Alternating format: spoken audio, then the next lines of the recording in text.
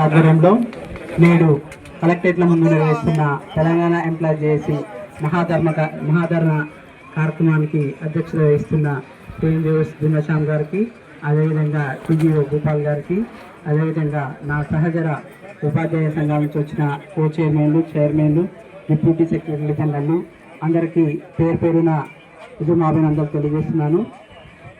కాంగ్రెస్ ప్రభుత్వం 2023లో తమ మేనిఫెస్టోలో భాగంగా సిపిఎస్ రద్దు అంశాన్ని పెట్టడం జరిగింది. ఆల్రెడీ 6 రాష్ట్రాల్లో ఎక్కడైతే కాంగ్రెస్ అధికారంలో ఉందో అక్కడ సిపిఎస్ విధానాన్ని రద్దు చేయడం జరిగింది. దక్షిణాది రాష్ట్రాలలో తెలంగాణ, అదేవిధంగా కర్ణాటకలో మేము అధికారంలో రాగానే సిపిఎస్ను రద్దు చేస్తామని చెప్పడం జరిగింది. కానీ ఇప్పటికీ తెలంగాణలో 2.5 సంవత్సరాలు గడిచినప్పటికీ సిపిఎస్ విధానంపై వారు ఎలాంటి నిర్ణయం తీసుకోకపోవడం చాలా బాధాకరం. ఎందుకంటే ఏ ప్రభుత్వ ఉద్యోగి అనేవాడు తన యంగ్ ఏజ్లో ఉద్యోగానికి వస్తాడు. దగ్గర 30 నుంచి 35 సంవత్సరాల సర్వీస్ను ప్రభుత్వం కోసం చేస్తాడు. ప్రభుత్వ ఉద్యోగి అంటే ఎవరు బయట వ్యక్తి కాదు, ప్రభుత్వానికి ప్రజలకి మధ్య వారధిగా పనిచేసేవాడే ప్రభుత్వ ఉద్యోగి. అదేవిధంగా ప్రభుత్వం తీసుకొచ్చే పాలసీలను ప్రజల్లోకి తీసుకెళ్లేది కూడా ప్రభుత్వ ఉద్యోగి. కాబట్టి అటువంటి ఉద్యోగికి రిటైర్ అయిన తర్వాత పెన్షన్ అనేది ఉండాలి. ఎందుకంటే 30 సంవత్సరాలు ఉద్యోగం చేసి 60 సంవత్సరాలు వచ్చిన తర్వాత అప్పుడు కనీస పెన్షన్ లేకుండా ఇప్పుడు కొంతమంది సిపిఎస్ మిత్రులు రిటైర్ అవ్వడం జరిగింది. వాళ్ళకి నెలకి 4,300, 5,200 పెన్షన్ రావడం జరుగుతుంది. ఎందుకంటే దారుణం. ఎందుకంటే ఒకే ప్రభుత్వ ఉద్యోగి అంటేనే ఒకప్పుడు సమాజంలో విలువ ఉండేది. ఎందుకంటే వాళ్ళ పెన్షన్ ఉంటుంది, వాళ్ళ ఆయన చనిపోయినా కూడా భార్యకు పెన్షన్ వస్తుంది, కొడుకు ఉద్యోగం వస్తుంది ఉండేది. కానీ ఇప్పుడు సిపిఎస్ ఉద్యోగుల పరిస్థితి, సిపిఎస్ ఉద్యోగులు ప్రభుత్వ ఉద్యోగులు అయినప్పుడు కూడా ప్రభుత్వ ఉద్యోగులుగా పరిగణించే పరిస్థితి లేదు.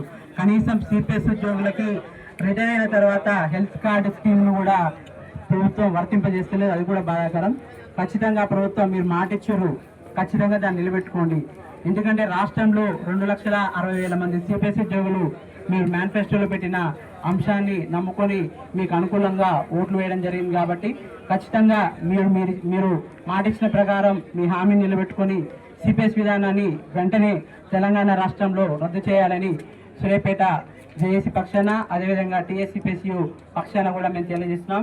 ఇటీవల ఆగస్టు 23వ తారీఖు ఎల్బీ స్టేడియంలో తెలంగాణ రాష్ట్ర contributory pension scheme employees union ఆధ్వర్యంలో 1,00,000 మందితో జోరు వానలో కూడా చెక్కు చెదరకుండా నిలబడి పెద్ద కార్యక్రమాన్ని తీసుకోవడం జరిగింది.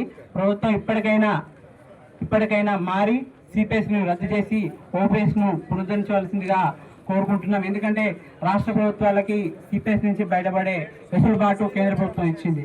కాబట్టి దాన్ని అనుసరించి మిగతా రాష్ట్రాలలో మీరు ఎక్కడైతే సిపిఎస్ రద్దు చేసారో దాన్ని కూడా మీరు పరిగణలోకి తీసుకొని తెలంగాణలో సిపిఎస్ను రద్దు చేసి అతి త్వరలో మేము ఎలక్షన్ ముందుగా కూడా మేము వెయిట్ చేయం. ఖచ్చితంగా నవంబర్ 17వ తారీఖుకి మీరు మేనిఫెస్టోలో పెట్టిన డేటు, ఆ డేట్ కల్లా సిపిఎస్ రద్దు చేయాలి. లేకపోతే సిపిఎస్ ఉద్యోగులందరూ మాస్ క్యాజువల్ తీసుకొని మరొక కార్యక్రమం తీసుకోబోతారు. కాబట్టి ఖచ్చితంగా సిపిఎస్ విధానాన్ని రద్దు చేయాల్సిందిగా తెలంగాణ ఎంప్లాయ్ చేసి సూర్యాపేట జిల్లా శాఖ పక్షాన కోరుకుంటున్నాను. రద్దు చేయాలి సిపిఎస్ విధానాన్ని, రద్దు చేయాలి సిపిఎస్ విధానాన్ని, పునరుద్ధరించాలి పాత పెన్షన్ విధానాన్ని, పునరుద్ధరించాలి పాత పెన్షన్ విధానాన్ని. జై జేఏసీ.